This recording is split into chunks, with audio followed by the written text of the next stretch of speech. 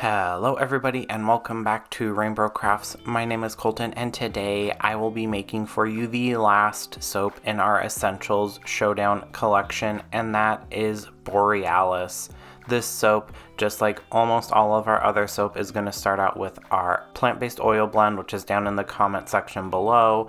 I have added in some lye water and some sodium lactate. Blitz that up really quickly, and then I'm straining in our colloidal oatmeal blend as well. I do pass this through a sieve. You do get little chunks of the colloidal oatmeal in your finished soap regardless of how careful you are, but sometimes if you don't pass them through, you get big like oat clusters that do not absorb into the soap, and it makes for an ugly finished product. So this just helps with that finished look at the end. And then I'm adding in our essential oil blend. This is bergamot, tea tree, fir needle, and sage. We did have to adjust the ratios of this blend just a little bit. I believe sage I had it at too high a percentage and it wouldn't have been skin safe in soap. So we did reduce that and kind of redistribute the other percentages to the other fragrances there. But that was a simple thing, and that's why we use that soap calculator, and I'll link that down in the description below. So if you're trying to figure out blends for soap and if they're safe to use and all of that stuff, you can use that to make sure you have a nice product that's not going to hurt anyone. Once all of that is blitzed up, I am adding in our micas. So the design for this, and I'll again put a picture of my Procreate up in the corner here, was inspired by the name Borealis, Aurora Borealis, and I know I've done a soap called Borealis in the past, but this one is not using the same colors or techniques or anything like that, but I kind of pulled the colors that I think of when I think of the Aurora Borealis, so blues and purple.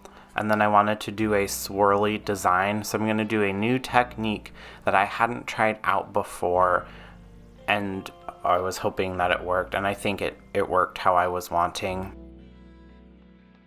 I am then going to blitz in all of those colors, starting with the Cambro color, which is kind of like the darkest blue.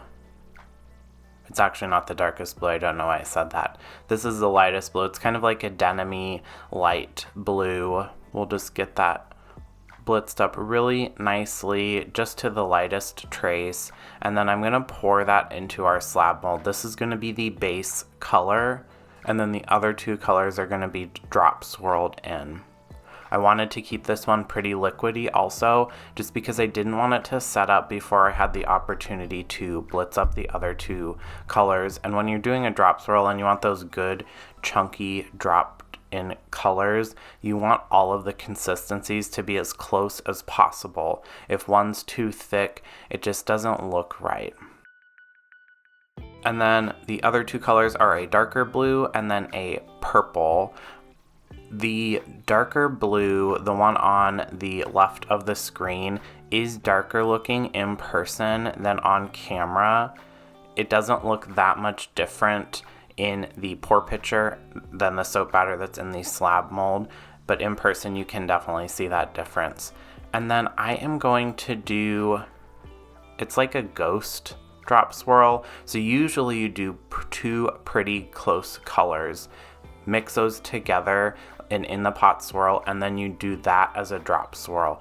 In this case I'm doing the darker blue and the purple, and then I'm just going hog wild there and getting all that soap batter in there. And my thought was that you would have those two colors kind of existing in the same space and getting a nice kind of complex swirled texture similar to the Northern Lights.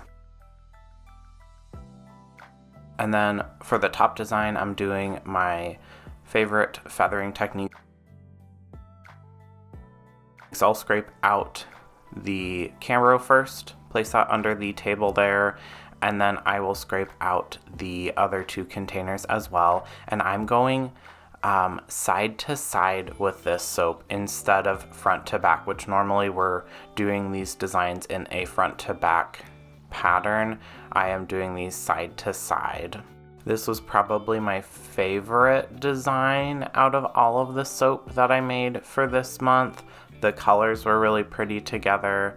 The design I was probably the most inspired by, and the name also was like the most fitting name. When I smelled the fragrance, I was like, oh, this is definitely what it should be called. And then the patterning came pretty naturally after that. Not that I don't not like any of the others, this one is just my most favorite design wise. And then I'm gonna do a kind of wavy feathering technique similar to the Borealis, where it's like those like snaky lights through the sky.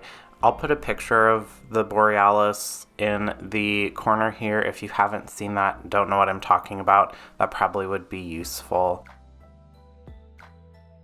But that was the inspiration for this technique as well. This is similar to one of the Halloween soaps we did. I feel like it was Creature Feature, but I could be mistaken. I'll put a card up in the corner of that video. It was from October of 2024, and it was kind of looked like flames a little bit. And so this technique is very similar to that, and I really like how it just looks. It looks really cool. Then we are not done with the top, but I will clean up the sides a little bit just to make it a little easier to demold, a little cleaner. We'll tap out the air bubbles, and then I'll go in very similarly to the soap I posted on Tuesday, the Velvet Moon soap. I am just doing a light dusting, but this is a shift mica, so it looks almost white in real life, but it has a lovely kind of bluish purple tone. So when you tilt the bar or the light kind of changes its like focus, it shifts to different colors. It is so pretty. Once I've cleaned up the edges there of the slab mold and spritzed it with some rubbing alcohol, I'm going to set this aside for 24 hours, and then it is time to unmold and slice up. And you can see really quick little glimpses. The colors are a lot more differentiated than what it originally looked like in the liquid form, which I am super thankful for.